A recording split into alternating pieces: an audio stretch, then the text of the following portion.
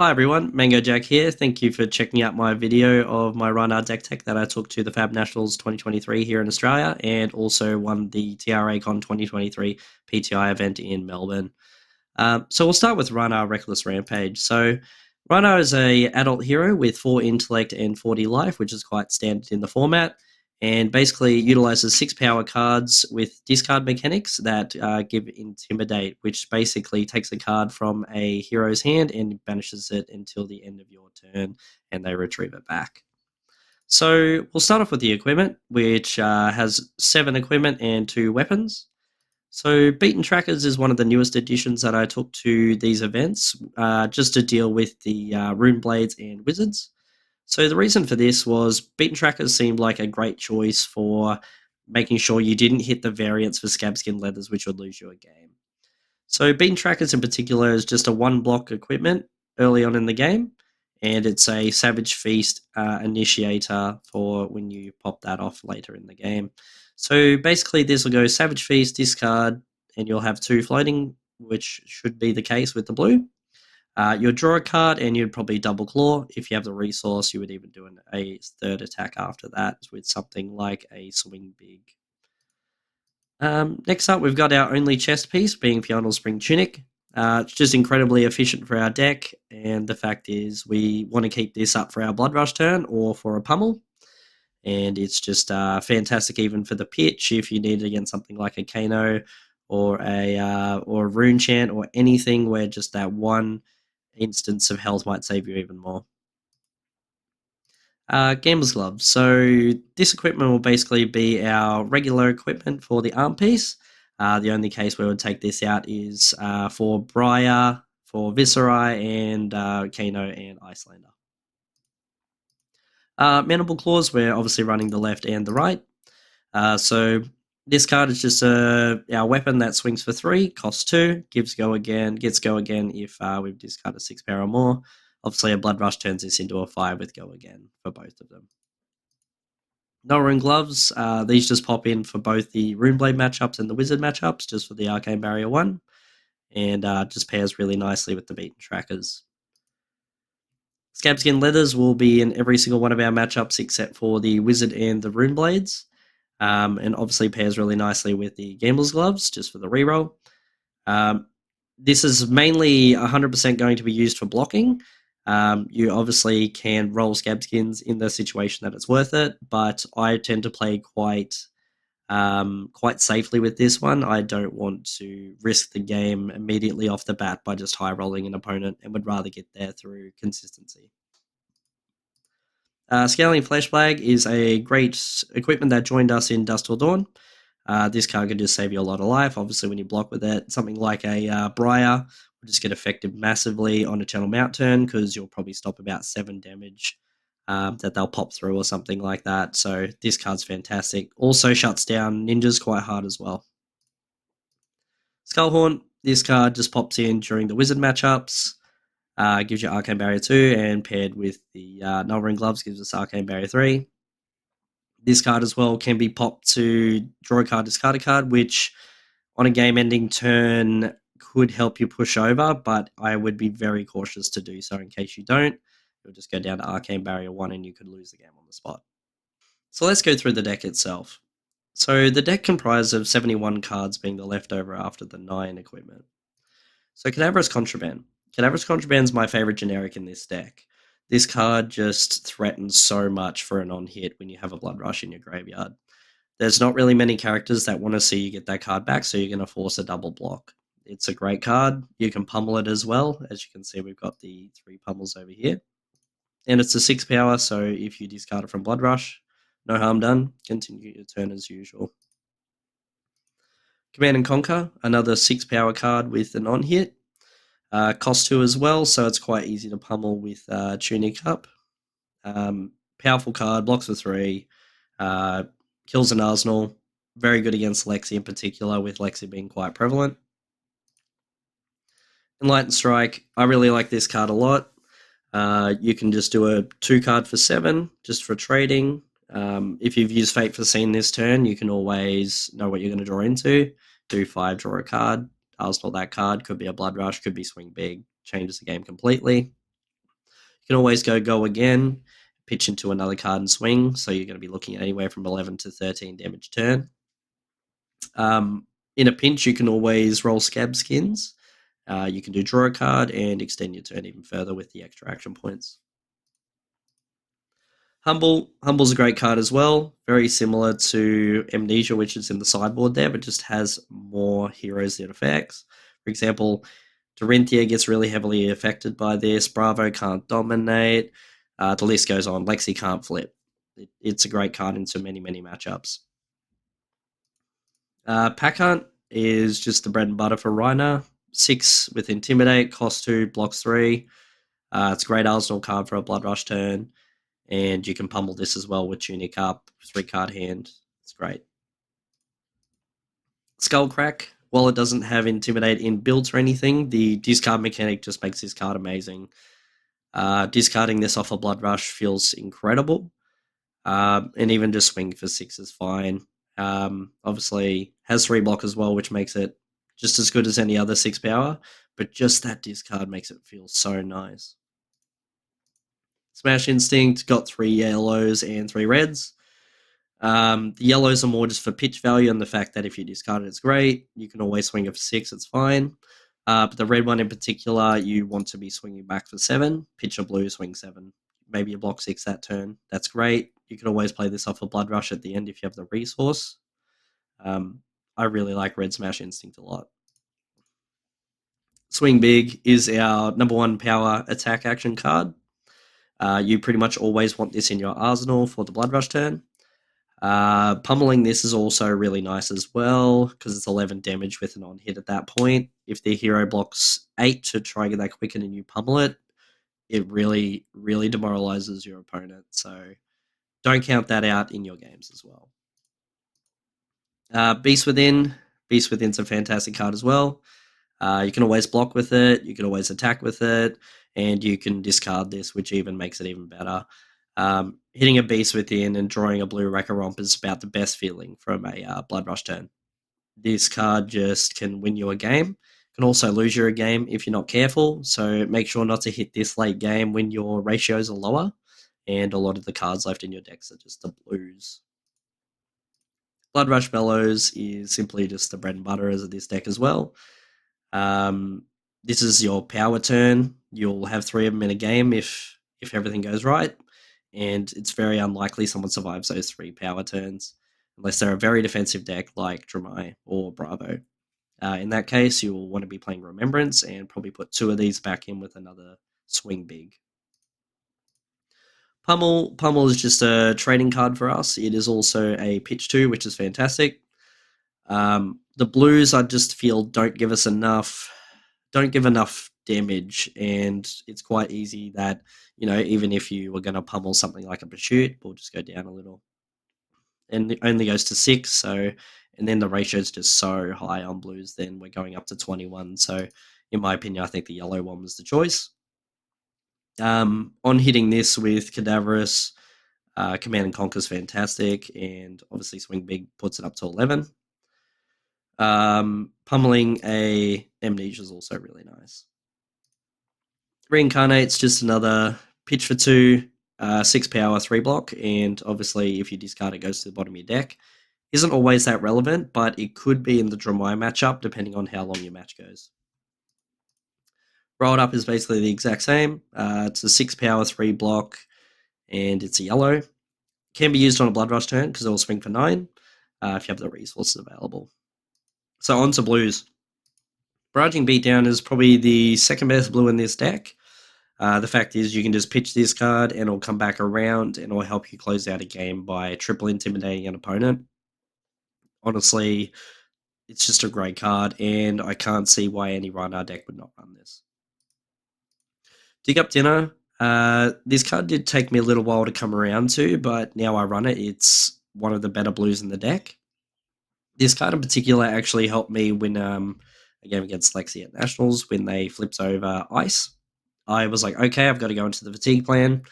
Managed to play all 3 Dig Up Dinners, gained 7 life. I won the game with 1 life left and 2 cards left in my deck. So don't underestimate this card, especially when you can get things like Command and Conquers back in your deck for that matchup.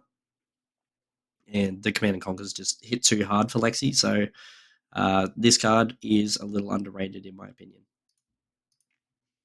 High Roller, outside of Barraging Beatdown, is the second best Intimidate blue, better than Clearing Bellows. So High Roller just naturally goes in blocking for 3, pitching for 3, and Intimidate can help you close out a game at the end, even though it doesn't have the attached 2 damage.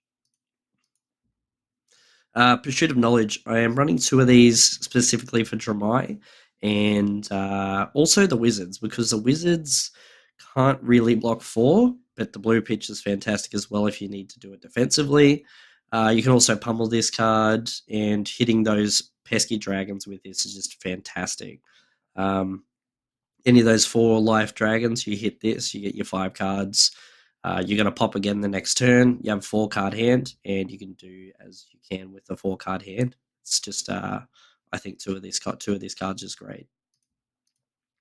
Reckless Swing, everyone's favorite card. Obviously, can help you close out a game. Makes heroes know they can't go below 4 life, or they could lose the game.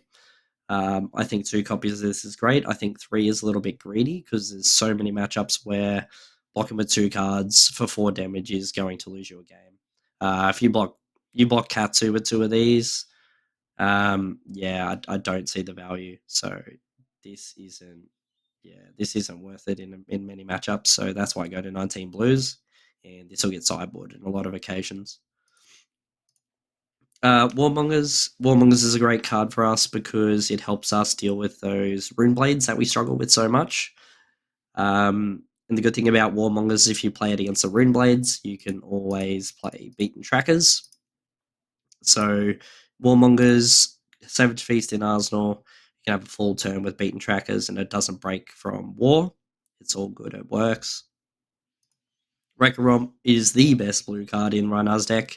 Obviously has 6 power, blocks for 3, pitches for 3. In a pinch, you can play it, but I don't see the value in that 99% of the time. But it is just a great card, and every single Rhinar deck will run that. Every single Leviah deck even runs it. It just fits in the deck so well. So to the sideboard. Most matchups, we take Amnesia out. There's 2 scenarios where you'll keep this card in, being Katsu, and you can also run into Icelander. So for Icelander, what this actually does is makes Frost Hex forget what Frostbites are. So if they do Ice Eternal, especially, that will pretty much stop Ice Eternal hitting you altogether for the extra damage. Fateful Scene, Sink Below. Basically go in any of the defensive matchups you want to go into. So you're looking at something like Bravo, you want the Fates and Sinks. I run them into Lexi as well.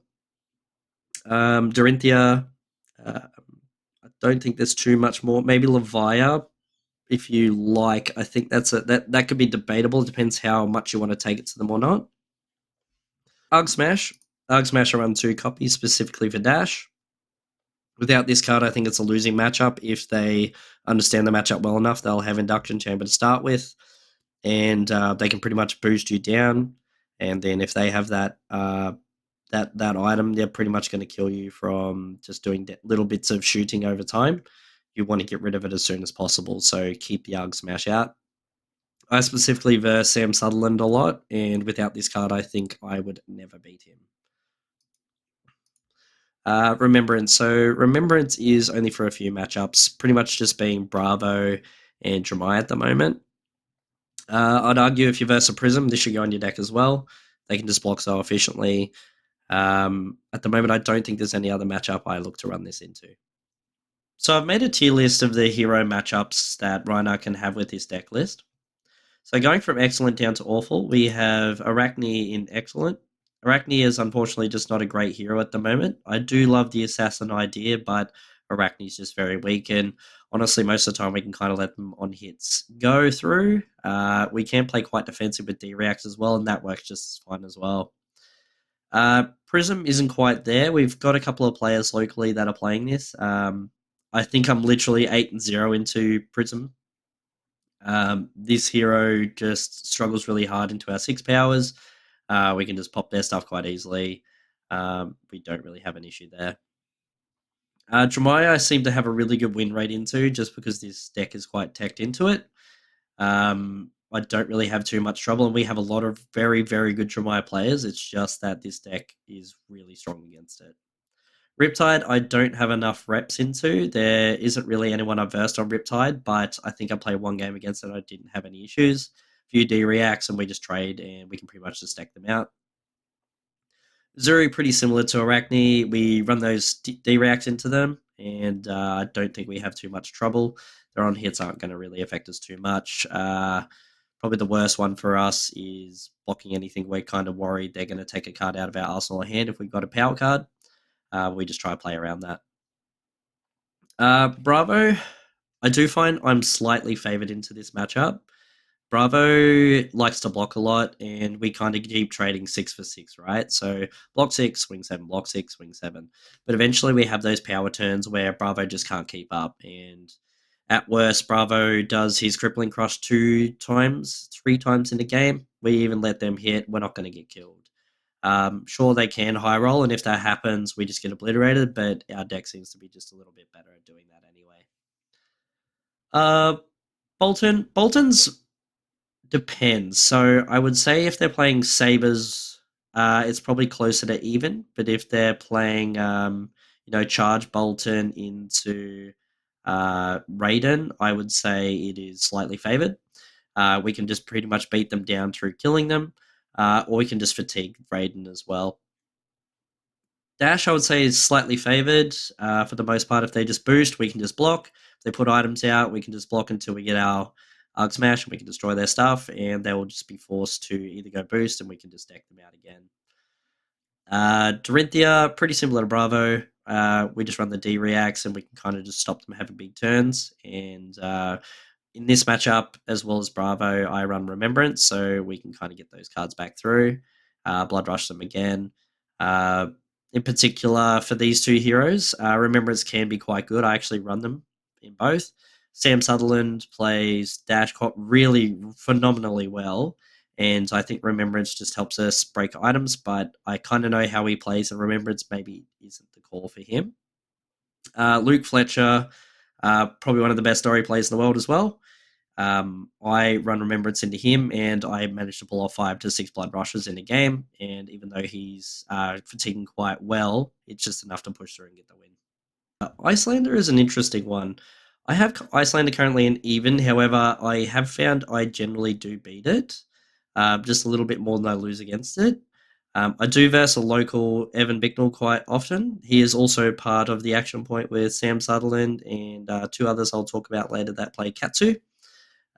We do have another member as well in that he kind of switches around a bit, but he's a phenomenal player. When he's on Briar, he's scary. His name's Sean.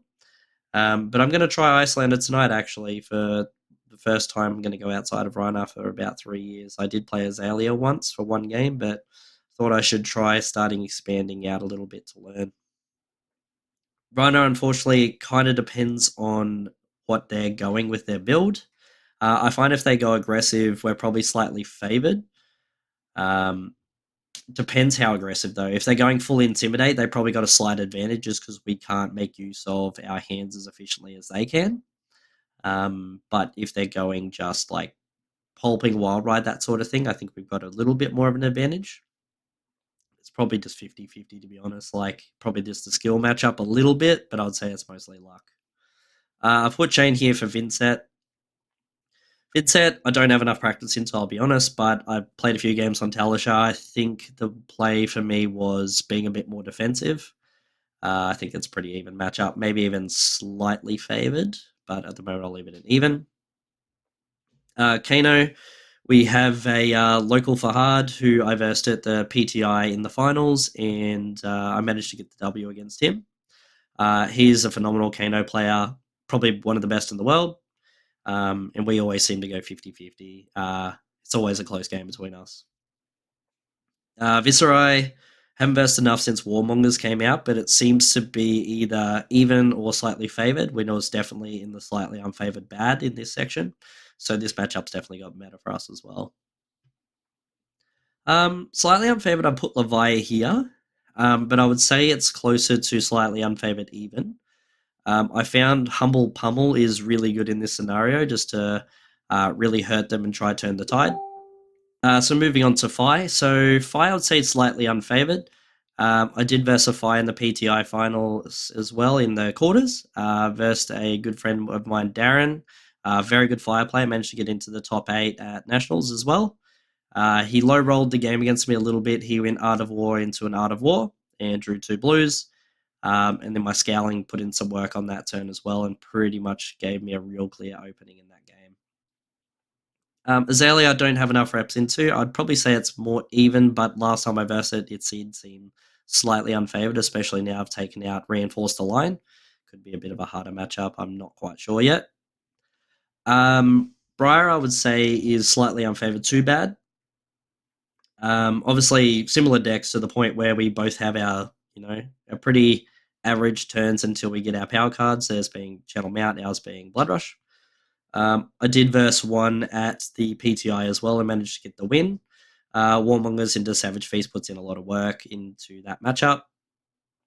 And yeah, I just managed to close that one out. But I would say generally that matchup is slightly unfavored to Poor. Lexi, I think, is always a bad matchup. I did verse 1 at Nationals, which I managed to get the win against, and it was an Ice Lexi, which I wasn't prepared to see. So I just ended up fatiguing them, and they didn't have any arrows left, and I only had 2 cards left in my deck. But the aggro one is much worse. I would say Ice is slightly unfavored, but I'd say aggro is in bad. And last, I've got Katsu. So I've got 2 friends of mine that play Katsu locally. We've got Cody and we've got Tane. So these 2 both played this deck, and I've actually just thought about this recently, but 4 of my last 5 losses over the last, I think, 3 weeks through Armories and Nationals and PTI have all been from Katsu. I'm still struggling very hard with this matchup, and I'm looking to kind of find a way to make this matchup a little more favorable for us. There you have it, guys. Thank you so much for coming to check out my Rhinar Reckless Rampage deck tech. I hope to see you guys soon. I'll be making some more content with videos of gameplay with this deck list, and please check out the Action Point to check out all my mates who have obviously made some really good content, especially Sam Sutherland, who is now the national champion, multiple calling top 8 player. Please go check them out, guys. Thank you so much.